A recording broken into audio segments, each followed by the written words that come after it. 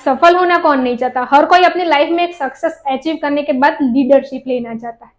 लेकिन आज आप देखने जाओ तो जो जमाना है, मतलब जो दुनिया है वो बहुत फास्ट ग्रो कर रही है, लेकिन अगर आपका एजुकेशन खत्म हो गया, उसके बाद आपने कोई भी लर्निंग चालू नहीं रखी, तो आप बहुत पीछे रह जाओगे, क्योंकि जमाना आज बहुत स्पीड से आगे बढ़ रहा है। और उसी के साथ में आज आप देखने जाओ तो ऐसा कहा जाता है कि जो नॉलेज है वो ऐसी की है कि आपकी लाइफ में जितने भी प्रॉब्लम्स और जितने भी अंदर है उन सबको दूर कर सकता है। तो ऐसे कौन से देव है जो आपको लीडरशिप एंड सक्सेस का गाइडेंस देते हैं? तो मैं प्रगति प्रजापति लेके आई टॉपिक जो सक्सेस एंड लीडरशिप के लिए आपको गाइड करेगी, और वो देव और कोई नहीं है, स्वयं गणेश जी। तो वो कैसे? तो चलिए जानते हैं उनकी स्टोरियां जो आपको सक्सेस एंड लीडरशिप सिखाती है। विघ्नहर्ता श्री गणेश, इनको आप बारीकी से अवलोकन करोगे तो उनका जो पूरा शरीर है उसमें आपको सक्सेस और लीडरशिप के रिलेटेड बहुत सारे पॉइंट मिल जाएंगे, जिसमें सबसे पहला पॉइंट है गणेश जी का सर। मतलब गणेश जी के आपने कभी भी मूर्ति या फोटो देखा होगा तो उनका जो पूरा शरीर है उसमें जो उनका सर है वो सबसे बड़ा है, जो संकेत करता है बहुत सारे नॉलेज और बहुत बड़ी सोच का, क्योंकि इंसान उतना बड़ा बन सकता है जितना बड़ा वो सोच सकता है। और वैसे भी एक कहावत है ना कि इंसान के पास में जितनी भी प्रॉपर्टी होगी उसमें बंटवारा हो सकता है, लेकिन मेरे पास में जो नॉलेज है वो सिर्फ मेरा रहेगा, उसमें कोई भी बंटवारा नहीं होगा। और उसी के साथ में एक बहुत ही इंटरेस्टिंग किस्सा है कार्तिकेय और गणेश के बीच में, कि उनके बीच में एक शर्त लगती है कि उन दोनों में से ज्यादा बुद्धिशाली कौन है। तो उसके लिए एक प्रतियोगिता रखी जाती है कि जो पूरी पृथ्वी के 7 बार चक्कर लगा के आएगा वो इसमें विजेता होगा और वो सर्वबुद्धिशाली माना जाएगा। तो क्या, तो जो कार्तिकेय थे वो अपना जो वाहन था मयूर, उसके ऊपर वो निकल पड़ते हैं पूरी पृथ्वी के 7 चक्कर लगाने के लिए। लेकिन जो गणेश जी थे उनको पता था कि वो अपने मूषक के ऊपर पृथ्वी के 7 तो क्या एक भी चक्कर नहीं लगा सकते, तो वो इस्तेमाल करते हैं अपनी चतुराई का। और वो क्या करते हैं कि अपने माता पिता, माता शिवजी और पार्वती को बैठाते हैं और उनके आसपास 7 बार प्रदक्षिणा करते हैं। फिर माता पार्वती उनसे पूछती है कि भाई तुम्हें नहीं जाना है पृथ्वी के 7 चक्कर लगाने के लिए? तभी गणेश जी उत्तर देते हैं कि जो माता पिता है उसमें पूरा समग्र संसार बसा हुआ होता है, इसलिए मेरी जो 7 बार प्रदक्षिणा थी वो तो मेरे माता पिता में ही बसी हुई थी, तो यहाँ पे मेरी प्रतियोगिता समाप्त होती है। तो ये बात सुनकर माता पार्वती बहुत ही प्रसन्न होती है और उन्हें वरदान देती है कि आज से लेके आने वाले समय तक तुम पूरे विश्व में बुद्धि के देवता के रूप में पूजे जाओगे और तुमसे सर्वबुद्धिमान और कोई नहीं होगा। और इससे हमें ये सीख मिलती है कि हमारी लाइफ में भी बहुत सारे ऐसी प्रॉब्लम्स और चुनौतियां आती है, लेकिन वो सारी जो प्रॉब्लम्स है उसमें हमें हमारी जो नॉलेज है उसका इस्तेमाल करके कैसे बाहर आना है वो हमारे हाथ में है। जैसे कि गणेश जी ने अपनी चतुराई का इस्तेमाल करके एक चुटकी में कैसे जो प्रॉब्लम्स था उसमें से बाहर आए और एज अ विनर बाहर आए। दूसरा अवयव है गणेश जी की आंखें। मतलब गणेश जी का जो सबसे बड़ा सर है उसमें उनकी छोटी छोटी जो आंखें हैं वो निर्देश करती है एकाग्रता का।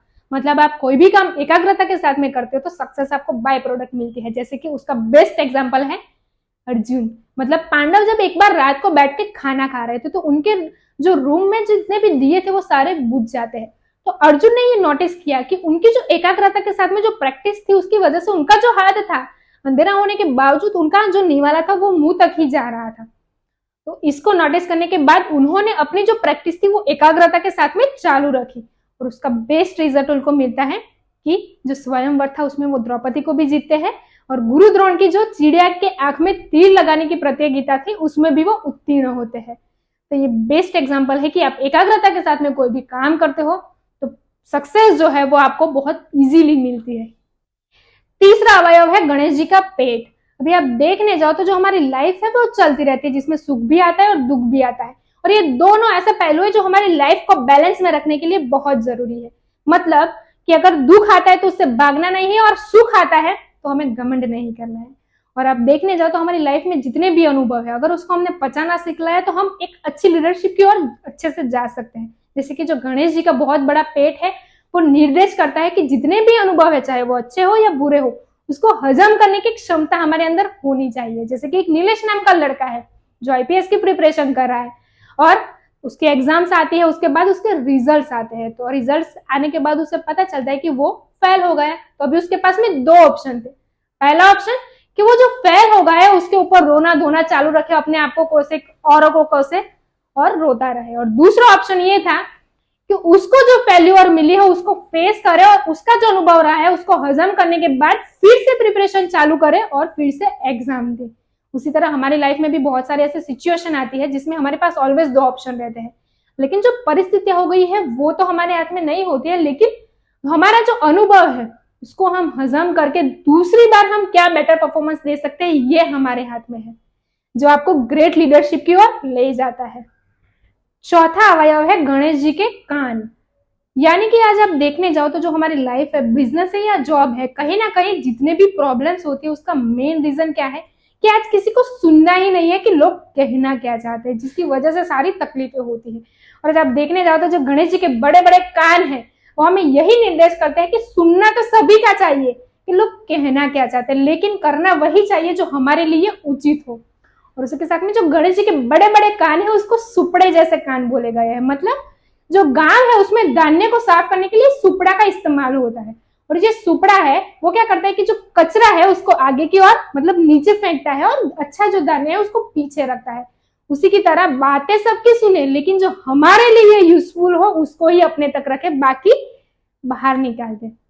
जैसे कि एक सेल्समैन है, वो कुछ बेचने के लिए जाता है, वो कस्टमर की बातें सुनेगा तो ही उसको पता चलेगा कि उसकी नीड क्या है, उसके बाद वो अपने प्रोडक्ट के बारे में शायद उसको बताए और वो कन्विंस हो सके लेने के लिए। लेकिन अगर उसने सामने वाले की सुने ही नहीं और अपने ही चालू रखी तो वो सामने वाला कस्टमर क्या उससे वो प्रोडक्ट लेगा? बिल्कुल नहीं लेगा। उसी तरह अगर आप लीडर हो और आपकी टीम में लोगों को क्या तकलीफ है ये आपने नहीं समझा तो वो टीम आपके साथ में रहना पसंद करेगी? बिल्कुल नहीं करेगी। इसलिए सबसे लीडरशिप के लिए सबसे पहला जो अच्छा गुण है वो है सुनना, क्योंकि जब तक आप किसी को सुनोगे नहीं तब तक आप उसकी प्रॉब्लम नहीं समझ सकते हो। पांचवा अवयव है गणेश जी की सूंड। मतलब गणेश जी की जो लंबी सूंड है वो दर्शाती है आपको मिलने वाली अपॉर्चुनिटी को ग्रैब करने की क्षमता। मतलब आपके पास में हुनर भी है और काबिलियत भी है, लेकिन आपको जो कोई अपॉर्चुनिटी मिलती है अगर आप उसको ग्रैब नहीं करते तो आपका जो हुनर और काबिलियत है वो कोई काम का नहीं है। जैसे कि एक बेस्ट एग्जांपल है कि एक बहुत बड़ा गांव था जिसके अंदर एक गणेश जी का भक्त रहता था, और वो गांव में बहुत बड़ा पूर आने वाला था, जिसकी वजह से गवर्नमेंट वहां पे मदद भेजती है कि वहां पे जितने भी लोग हैं उन सबको स्थानांतरित किया जाए। तो जो गांव वाले सभी लोग थे वो तो मान जाते, लेकिन वहां पे ये जो गणेश जी का भक्त था वो स्थानांतर करने के लिए मना करता है। वो बोलता है मैं तो यही रहूंगा। तो गांव वाले लोग उसे समझाने के लिए आते हैं, फिर भी वो बोलता है नहीं मुझे तो मेरे गणेश जी बचाएंगे, और वो यही रुक जाता है। फिर क्या, गांव में तो पूरा आता है और जितने भी लोग थे वो तो स्थानांतर कर चुके थे, लेकिन एक नौका वाला था जिसने इसको देखा और वो इसको बचाने के लिए आता है और इससे पूछता है कि भाई आप मेरे साथ में चलिए। लेकिन ये गणेश जी का भक्त बोलता है नहीं मुझे तो मेरे गणेश जी बचाने के लिए आएंगे, और वो वहीं के वहीं रह जाता है। फिर पानी तो और ज्यादा आने लगता है तो वो गणेश जी के मंदिर में जाके बैठ जाता है। तो पानी तो मंदिर तक आ जाता है। फिर वो एक पेड़ के ऊपर चढ़ जाता है। जब वो पेड़ के ऊपर चढ़ा हुआ था तो वहां से एक हेलीकॉप्टर निकलता है, और वो हेलीकॉप्टर देखता है कि यहाँ पे कोई इंसान है, तो वो वहां से रस्सी फेंकता है और वो बोलता है कि आप इसके ऊपर चढ़ के ऊपर आ जाइए। तो वो इंसान बोलता है नहीं मुझे बचाने के लिए मेरे गणेश जी स्वयं आएंगे। तो और क्या, वो पेड़ भी गिर जाता है और वो इंसान मृत्यु को पामता है। उसके बाद जब वो यमराज के पास में जाता है तो यमराज को अपनी एक इच्छा प्रदर्शित करता है कि मैं गणेश जी से एक बार मिलना चाहता हूँ, और इतना कहते ही वहां पे गणेश जी प्रकट होते हैं। फिर वो इंसान गणेश जी से पूछते कि मैं तो आपका इतना बड़ा भक्त हूं, मैंने आपकी इतनी बड़ी सेवा की है, इतनी ज्यादा आपकी पूजा की है, तो फिर आप मुझे बचाने के लिए क्यों नहीं आए? तो गणेश जी कहते हैं कि मूर्ख, मैंने 3 बार तुम्हारे लिए सहायता भेजी लेकिन तुम वो अपॉर्चुनिटी को ग्रैब नहीं कर पाए। मतलब जब पहली बार जो गांव वाले समझाने आए थे उनको भी मैंने भेजा था, दूसरी बार जो नौका वाला तुम्हारी सहायता के लिए आता है वो भी मैंने भेजा था, और तीसरी बार जो हेलीकॉप्टर में से रस्सी नीचे आई वो भी मैंने ही भेजी थी। लेकिन वो तीनों परिस्थितियों को तू पहचान नहीं सका, वो तेरी गलती है। मतलब हमारी लाइफ में भी ऐसी बहुत सारी सिचुएशन आती है कि जिसमें हम अपॉर्चुनिटी ग्रैब नहीं कर सकते, फिर रोने धोने का क्या फायदा जब हम वो अपॉर्चुनिटी ही समझ नहीं सके। तो ऐसे वीडियोस देखने के लिए मेरे साथ बने रहिए। Thank you so much.